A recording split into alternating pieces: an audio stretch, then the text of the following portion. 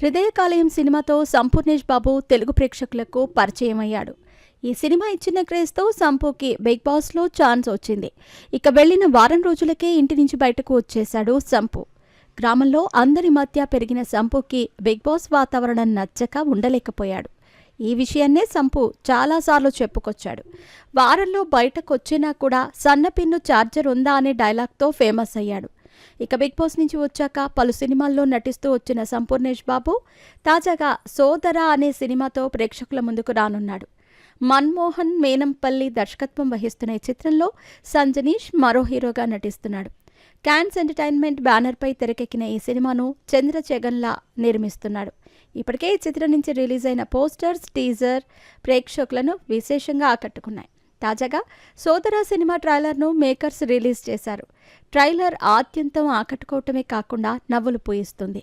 ఇద్దరు అన్నదమ్ముల మధ్య ఉండే అనుబంధాలు, ప్రేమలు, ఆప్యాయతలు ట్రైలర్లో చూపించారు. దునియాలో ఏడనైనా చంటిపోరలు నాయనా అని పిలిచటం విన్నావా? మొదటి మాట అమ్మ అని పిలుస్తాడు, నాయనతోనే షురు చేస్తాడు అనే డైలాగ్తో ట్రైలర్ మొదలైంది.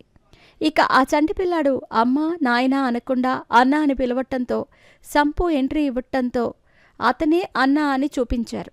ఇక అన్నదమ్ముల మధ్య ఉండే గొడవలు, ప్రేమలు చూపిస్తూనే వీరిద్దరూ కలిసి ఒకే అమ్మాయికి సైట్ కొట్టడం కూడా చూపించారు.